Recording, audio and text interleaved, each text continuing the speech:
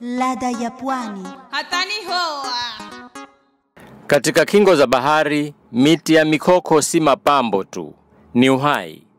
Miti hii inazuia mmomonyoko wa ardhi, inalinda viumbe wa baharini na kutengeneza mazalia ya samaki wadogo. Napenda kupanda miti kwa sababu miti kwanza kiwa samaki anakuja kiza huku juu. Kwa sasa lazima tupande miti. Sisi tunapanda miti, twatega nyuki, tuna nyuki tuko nao.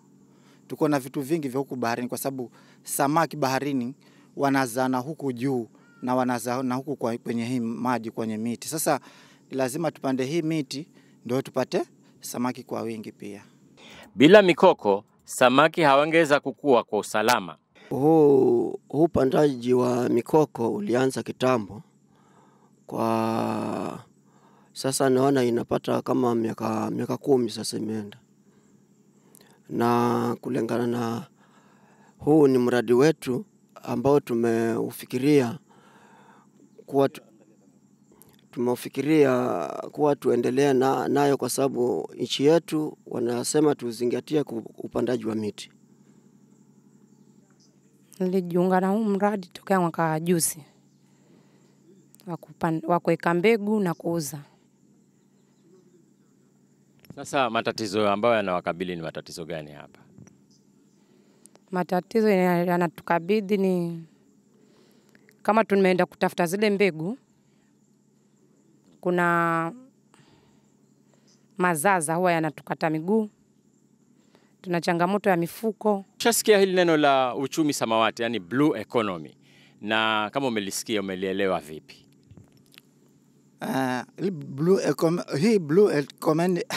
Hii blue nilielewa hivi kwa sababu kuna wakati ilikuja kwa miti ilikuwa inakatwa sana.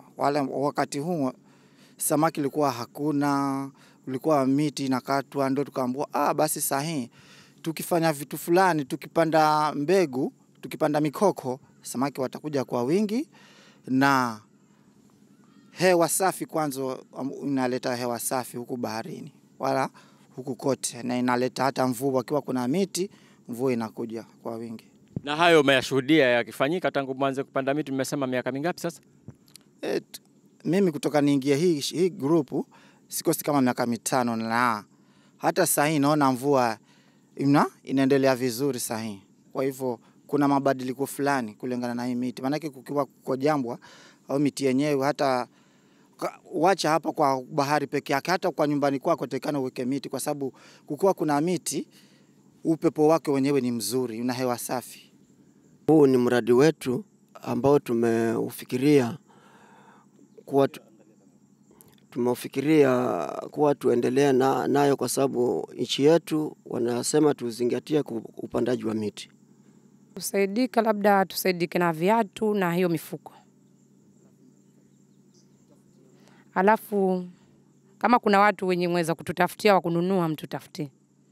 Hii miti imeanziwa kuanzia Mtwapa, Mnarani, Takaungu, ni Maya, Kibokoni. Baharini mimi ni mvuvi, na huko baharini tuna changamoto. Tunapata samaki kweli, lakini tuna changamoto ambazo zinatutatiza kwa sababu uvuvi wetu sisi ni wanyavu, tunaangusha nyavu, tunatulia samaki aingie, lakini kuna mitihani mingine ambayo tunaipata, tumeangusha nyavu hapo, kuna wenzetu ambao wanatoka huko, wanakuja na jarife lao, wanakuja pale mahali ambapo mmeangusha nyavu zenu, wanakuja muburuta nyinyi, na hiyo nyavu zetu wanamkoroga hapo. Sasa mambo ndio wanatukoroga hao wenzetu. Sisi tuko watu 30 kwa sasa, na tumeuanzisha huu mradi huu ili uweze kutusaidia kulingana na hali yetu ya uchumi, kwa sababu upandaji wa miti huwa ni muhimu kulingana na hizi kiriki zetu za baharini. Kwa sababu miti huwa ilikuwa inakatwa, miti inaisha. Sasa ndio tukafikiria ni heri tuanzishe hii mradi wa upanzi ili miti siende. Sasa inawafaidi vipi kwa hivi sasa, yani nyinyi ambao mnapanda hivi, inawafaidi vipi kiuchumi? Kulingana na sisi wapandaji wa hii miti huwa tunaiuza kwa wale ambao huwa wanapenda katika maeneo yao hakuna miti kama hii, huwa tunawauzia. Na hii ni miti ya aina moja tunaona hapa, ni mikoko, ni miti ya aina gani? Mikoko iko mara nyingi. Kuna ule mkoko mwembe, kuna mkandaa, iko kama mara 5 hivi. Na yote mko nayo hapa hiyo mikoko mara 5? Yote iko, lakini katika hii ambayo umeiona kuna mingine bado hatujaiweka kwa mfuko. Na sasa hii mnauzaji inakaa muda gani kwa hii mifuko, alafu mnaiuza pesa ngapi mche mmoja? Hii inakaa kama miezi 2 huwa imeanza kujitoa. Alafu ndo katika kila mchwe huwa tunauza kwa 100. Katika safari ya kuvua, wavuvi wanategemea maajabu ya asili. Minyoo hii ni sehemu muhimu ya mzunguko wa maisha. Hizi ndio hawa katibu hapa wote hapa, hawa kwa ndani wako. Inashika hata michanga kabisa, vumbi iwe hata haionekani. Lakini samaki akipita na pale anasimama pale mpaka akufe pale. Mpaka ukitoa hilo utaona ina miba pale ndani.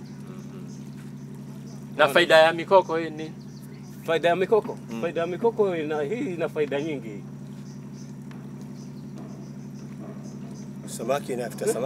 Samaki pia inavuta kuingia ndani. Kamba usificha hapa ndani hapa ili wale wadogo msiwaue kule. Wanajisha kwa hivi dude. Mikoko inatuletea, yani tuseme ni kama kivutio kikubwa cha wale wanyamaji akijaa kama hivi samaki wanacheza huko. Baada ya sumbuli kule unasaki wako humu ndani. Utaona mvuvi anaweza kutoka kule na dao yake akafunga kwenye mkoko kwenye pale akafanya kutia mshipi, lakini hautafika chini. Unaolea juu hivi. Ni samaki atashika.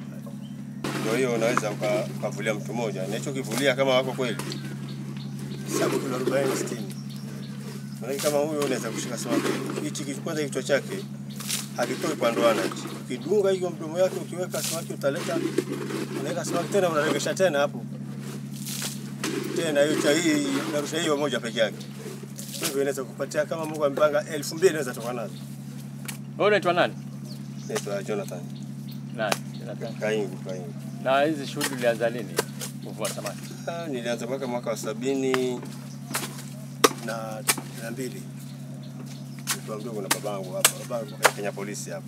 Sasa kama mjalivu tunavua hapo ndani. Kuna bandari yake ya Maringoni hapo chini. Na hawa ni wavuvi wasiotumia nyavu za mkano bali ndoano. Lakini kwa mjibu wao hata afadhali nyavu za nyuzi kuliko hizo za mkano. Sasa unaona hivi. Sasa uone kama imeanza kule alafu ndio unaitoa hivi. Unaona?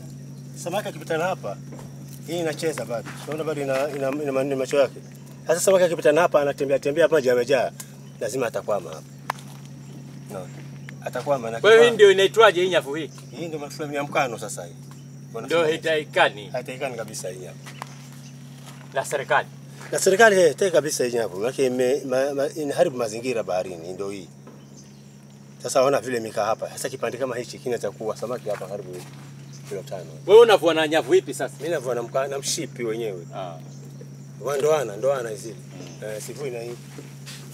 Wanadai zinachafua mazingira na mara nyingi hufanya uvuvi kwa wakiholela, kuharibu makazi ya samaki wadogo. Hii ni safari ya kuhifadhi bahari yetu, kulinda mikoko yetu na kuhakikisha kizazi kijacho kinapata sehemu kama hizi za burudani.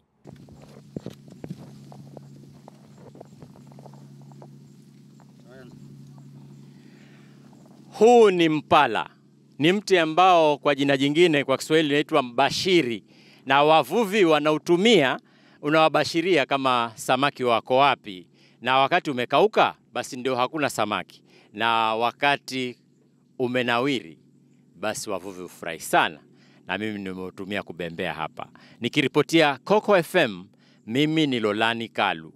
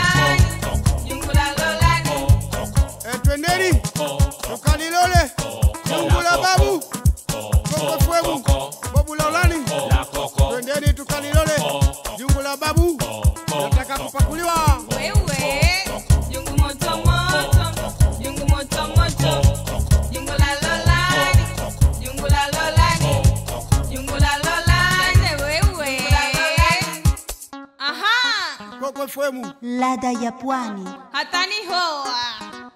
Coco FM 98.9, ladha ya Pwani.